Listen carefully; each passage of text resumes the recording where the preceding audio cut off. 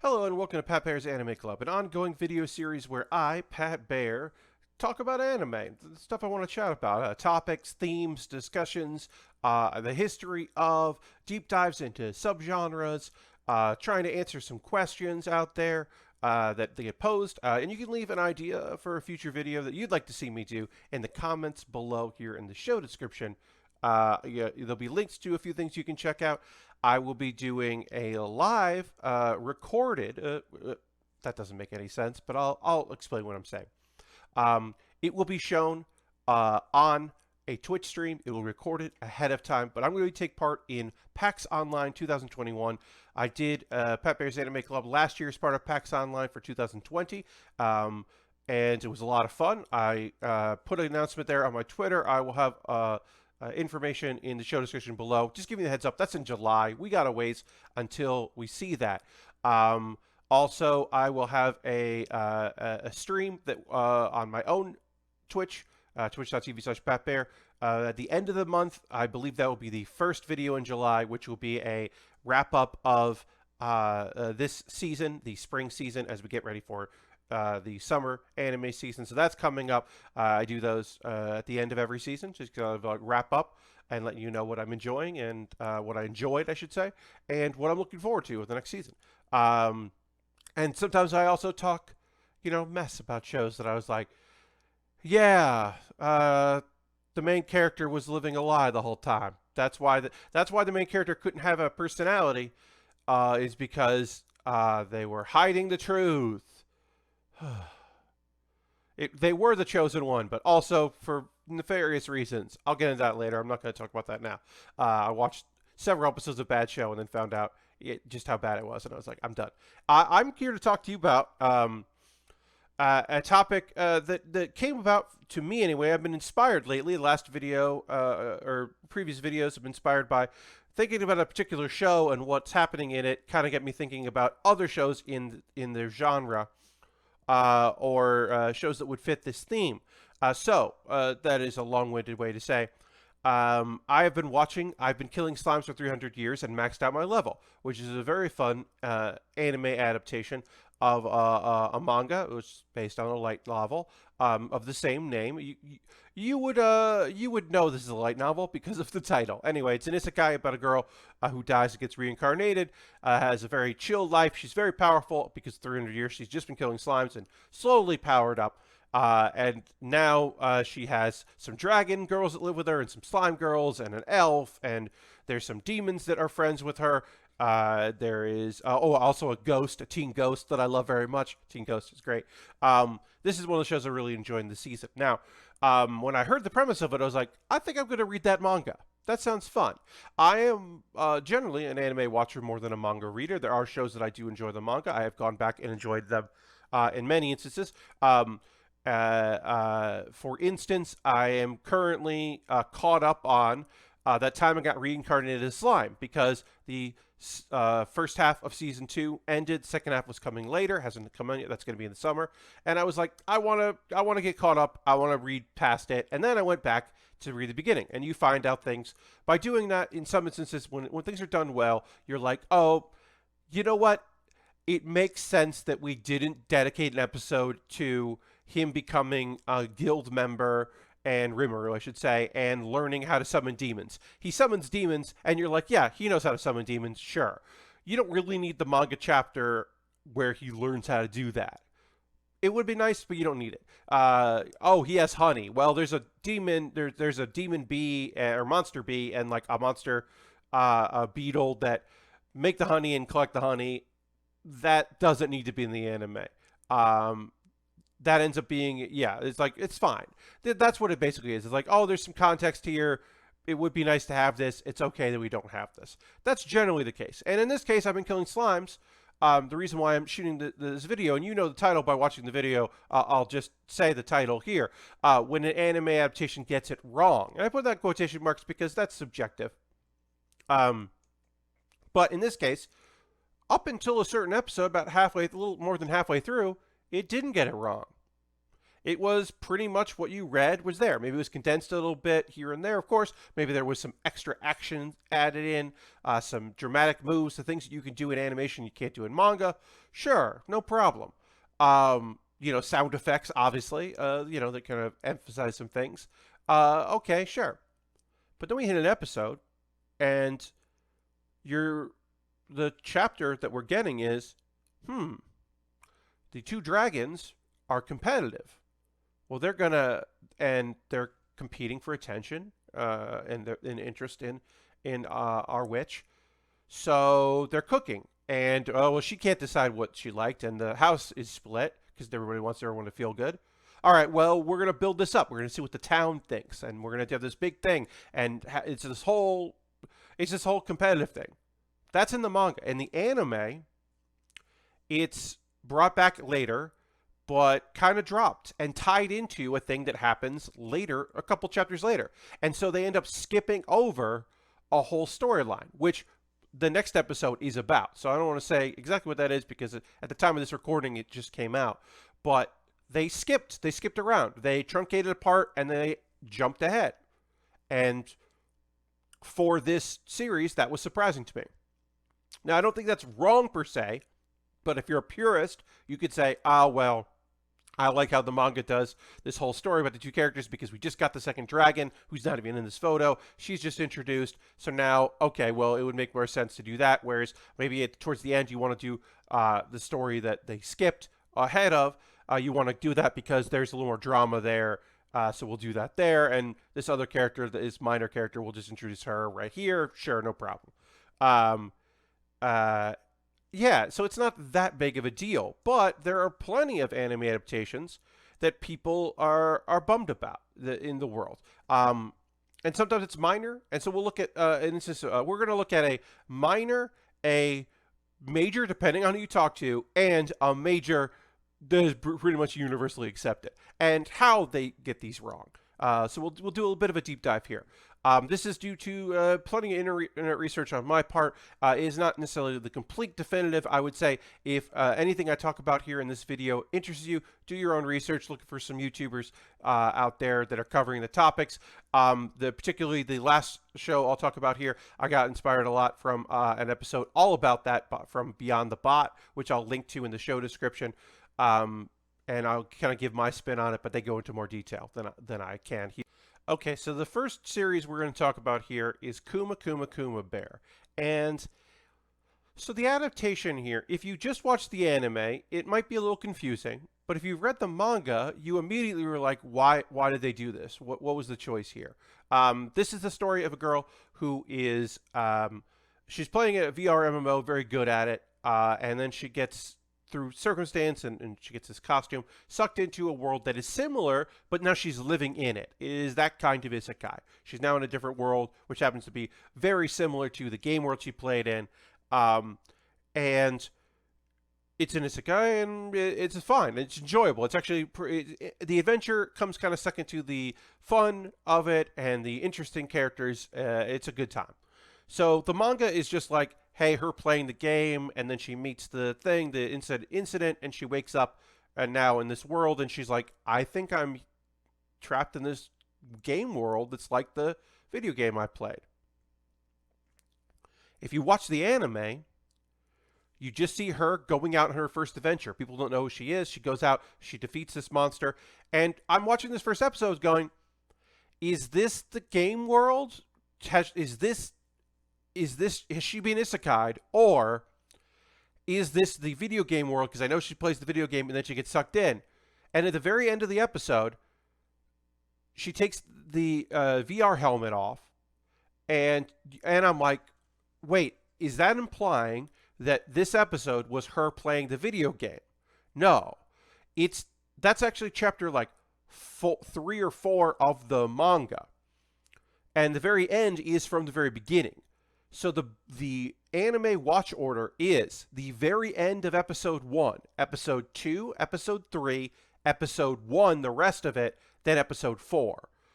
This comes later. They just decided to put in action, her being awesome and using cool bear powers, I guess, as a way to like draw your attention and get, like, they didn't know, or they didn't fully trust that this is the anime adapters didn't fully trust that her like figuring out what's going on with me would be interesting in the first episode.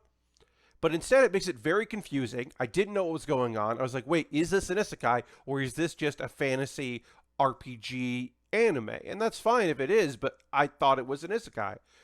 So it's very confusing and it's totally unnecessary because the shorthand of it is when you watch the second episode, it's still really interesting and engaging. 'Cause you're like, well, what's that world like? What's this world like? What's going on? Why is this happening to her? It works fine. It didn't need to do that. It's just confusing to people that have any, like, if you don't know anything about it, you're like, oh, okay. And if you do know anything about it, you're just like, why did they make this choice? So that to me is getting it wrong. I don't know why they did this. I wish they hadn't.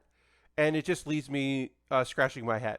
So if you end up watching Kuma Baer, which I very much enjoy, you just know that going into it. They made a very strange choice. Okay, so now we're going to talk about Soma Spider, so what? And this is definitely the, my quotation marks around wrong. Apply to Soma Spider, so what? Because this is a show I had not read the light novels, which are very popular, have not read the manga adaptation, which is also very popular. I heard about this. It had gotten delayed due to COVID. Was very excited about this because it was like, oh, it's an isekai where a bunch of people, a whole classroom of students all end up on this fantasy world reincarnated, and one of them is a spider, and that's the main character. She gets reincarnated as a spider. And she's there in the center. This is the closing caption or closing credits. She's got ability called parallel minds, and so those are her other brains that devote themselves to different functions. It's important, but not important. I just explained why there's 4 spiders there on the screen. Well, so here's the thing. As I said, this is a show about main character Spider. She's one of the students who was isekai'd in reborn in this new world, and there are lots of other characters that were reborn as well. The manga doesn't care about those characters. The manga cares about the spider. The light novel had this thing, which is also in the anime, and this is a spoiler that you'll pick up. They try to trick you along the way. But if you actually stop and think about it, now in hindsight, it makes a lot of sense. So here's some spoilers for it. We see scenes of the spider interacting. And we see scenes of a few of the other isekai kids who are humans, one's a dragon, going to school and doing their thing. And they're teens, and we see the spider. And it doesn't occur to you, the viewer, for a little while, that there's a time gap between the students in school, these fantasy, school, and the spider. That we are flashing forward and backward in time. Because they do things like, oh, an earth dragon is attacking, and then she just fought an earth dragon. That is unrelated. And there's little touches here. Eventually, you realize things are related, but they were kind of like, oh, well, actually she died. And you're like, oh, we thought this girl was the spider. Because there is a question of like, who is the spider? Because everybody, remembers who they were, and they're trying to figure out that kind of stuff. And they're like, well, who's the spider in the class? What happened to the other kids? Oh, well, she died, and it looks like she's going to die. She didn't die. What's going on? And they're basically, they kind of tease it out and try to have you make assumptions about who the spider ends up being in the regular timeline. That's not in the manga. The light novel did this time jumping, see both sides. Maybe a whole episode is going to be dedicated to these humans, and then another episode will be dedicated to the spider, and then there's going to be jumping back and forth and some twists and trying to make you wonder who she ends up being, because you're seeing who she ends up being. Not that much, but she's there, and you can kind of make assumptions and guesses, because for a little while you're like, oh, is it that girl? It's not that girl. Ooh, is it that? It might be. I don't know. I'm also not going to say. But I know. The manga doesn't do that. The manga is just like, here's a spider. Let's see the spider do things. We'll introduce characters as they come up. And we'll go from there. And is that wrong? I will say, as an anime watcher, the episodes that are not about the spider, it's the Poochie effect, where like in a good way though, where I'm like, well, where's the spider? Where's the Nightmare of the Labyrinth? What's up with our spider friend? What's up with Spider how is Spider doing? Has Spider fought their mother yet? I don't know. It'd be cool if they did. I'd rather watch that than these humans dealing with the consequences of lots of people's poor choices. That would be rad. We're not getting that? Okay. So I don't think people who are like, are wrong to say I don't care about it, because I also don't care about the humans. I don't care about their story. I only care about it in relation to the spider. But I don't think it's wrong. It's not a bad manga adaptation. It's actually just a good light novel adaptation, because the manga decided to make a big change that clearly people were like, this won't be enough. Maybe it's a fear that following the spider wouldn't be enough of a show and they needed more of the world. Maybe it was just someone who, the adaptation wanted to be more truthful to the light novel. I don't know. I can't say for sure. I can say, because I was doing the research of it, because I saw people being like, who are all these characters? And then other people would be like, oh, they're from the light novel. I was like, oh, let me investigate this. Let me see what's up. I don't want to talk about cut content. I don't want to talk about like what the anime got wrong, or I don't want to use terms like what it should have been. I despise those clickbaity titles. Even the people that I like who make content that I enjoy on YouTube, I don't enjoy that. Like cut content, sure, call it cut. It is. But don't call it like how it should have been, or say like what it was like in the manga or the light novels. But saying how it should have gone, it's just like, no, this is what this adaptation is. So for better or for worse, that's what Soma Spider So What is doing. And maybe, like I said, maybe you'll be saying, oh, I wish they had just done the straight up manga adaptation. A similar thing happens with, it's not Araforta, it's Ariferta or something like that, where the manga dropped some of the other human characters and the light novels had them, and the anime adaptation added back in. And so people like, I'm also like, I don't care about those other characters. So maybe that is a fault of it. And maybe it's wrong, but I don't know. That's why wrong in quotation marks, I think, is the way to go with this. Especially when we come to, and this is the, as I mentioned, Beyond the Bot did a great video on this anime and went quote unquote wrong with season 2 of The Promise Neverland. And I'll have a link in the show description here on the YouTube page. Also, like, comment, and subscribe. Tuesday. We have to talk about The Promised Neverland. We have to talk about The Promised Neverland. And particularly Season 2. Now, full disclosure. I have not read this source material. I have not watched the anime. This anime, particularly Season 1, revolves around children in peril. And that is not interesting to me in the slightest. That is not something that I want to watch. But other people certainly did. And one would maybe guess it was actually even more successful than one would have imagined, the people behind it. But yeah, it tells the story of some characters, a female lead in a shonen. That's rad. These young children who are in, things are not quite as they seem and not quite right here. And there's going to be the choice to make an escape and to try to save as many people as possible. Try to save everybody and try not to get discovered and try to unlock secrets. And it's this suspenseful story where you're like, oh, what's going to happen? What's going to go on with these characters? Where are we going to end up here? And there's tension. And it was very popular. As I said, maybe too popular. Because a second season gets greenlit. And if you don't know what the second season was, you're like, great. Sometimes shows take years to get a second season, or they never get one. Shows that are very popular, because at the end of the day, anime that is based on manga in light novels is there to further sales of manga and light novels. But there's a problem that happens. The realization sinks in. The manga doesn't follow the format it sets up. The first season of the anime adapts the manga apparently fairly well from what I've been able to gather. But the manga grows and changes. Now, I'm not saying that it's the dramatic growth of, say, like Hunter x Hunter, where it basically becomes a different show. But it approaches that.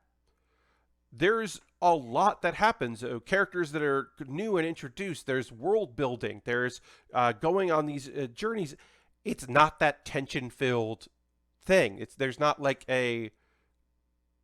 you can't just say we're going to keep going. if you think that people will only stick around for what they liked about the first season. So the decision is made. Well, we have choices. We can continue adapting the manga, knowing that we will lose people, and people will go, this isn't the same, this doesn't give me the same vibe. But people that love the manga or are new to the manga now because of the anime success will be like, okay, well, yeah, this is a faithful retelling. Or we can skip a whole bunch of stuff. We can cut a whole lot of things. And we can jump to a spot in the manga that is similar. It's not the same. Instead of an escape, it's an invasion. And I'm going to be touchy, spoilers, but also a little lack of knowledge on my part of specifics. But we'll just adapt a different part of the story. And we will change it to try to feel the same vibes that people got with the first season. And things happen where people were bummed. Now, manga readers were bummed. And then they were telling people, hey, there's cool stories that happened here. It is different, but it's not. And the other problem is adapting it into that style is forcing that. They're forcing that adaptation to make it feel the same way instead of flowing along. So it ends up being this product that doesn't make anyone happy. By trying to make the most populist choice, it fails in that regard, and therefore makes a product that anime-only watchers are like, not only is this not quite right, it's also not good. And then manga readers are saying, this is not good, and also not a good adaptation of the story I've really liked. And it pleases no one by trying to please the most people, by trying to give people what the perception is that they want. And I used Hunter x Hunter as an example. When Hunter x Hunter 2011 restarts the story, does a new adaptation, and then continues where the 99 series left off, we get to the Chimera arc. And the Chimera arc is very polarizing. The Chimera Ant arc, I should say. Pardon me. Because Hunter x Hunter was like this action show, and then there was a tournament arc briefly, but then it got back to being an action show, and then it was about the characters, but it was still this larger thing, and then it was somewhat of an isekai, where they're playing in a game world, but it's not a game world, and that was different, but still had the same vibes. And then the Chimera Ant arc is this different kind of darker story. And then from there, and this is manga spoiler, but at this point, if you're, it's a big thing that I will say, the end of the anime adaptation is also true to the manga in that our main character, Gon, is not the main character anymore. It's a shonen where we switch focus to another character, which is a big thing, and it does change, and it is a different vibe. And the anime isn't like, well, like, we're going to do the Chimera Ant arc the way it is. And some people even feel like it's a different show. It's a good show, but it makes me feel like a different Hunter x Hunter. So they could have, in this case, The Promise Neverland, done hey, season 2 isn't going to, hey, this isn't necessarily like season 1. And maybe that's also why sometimes you don't see season 2s or season 3s of anime. Because the show has changed. Because the show has to change because the manga doesn't quite follow the same story. Goes in different directions because it's a weekly show, and you just, you find yourself as an artist growing and changing, or as a writer growing and changing throughout the years, and this big epic story takes a different route, and maybe some mangaka aren't interested in doing that, and others certainly are. One could say that Hunter x Hunter learns from the mistakes of Yu Yu Hakusho, which is just, well, we finished this really long tournament arc. Now we'll do a couple other small things, and now we're going to do another tournament arc, but it'll be in the underworld. For better or worse, Yu Yu Hakusho definitely suffers from becoming just an anime about tournament arcs. And whereas Hunter x Hunter is just like, we did this, we're not even going to finish the tower. If you know what I'm talking about with the Battle Tower in Battle City, I think it's called, that could have been this incredible thing. They don't finish. They stop because they complete the task they wanted to in there. And it's like, oh, but they could have kept going. That's not what this anime is. They're going to go do something else. And you're like, okay. Maybe people would have been psyched about Promise Neverland Season 2 if it had just been different. Just a adaptation of the manga and a different kind of story, and people would have been like, oh, it's not the same. But it could have been good. And instead, like I said, you end up with a Season 2 that disappoints fans of the manga and the anime. And that's a shame. You take one of the best shows of a year and you give a sequel that will be derided. It's probably a separate video on shows that probably didn't need another season.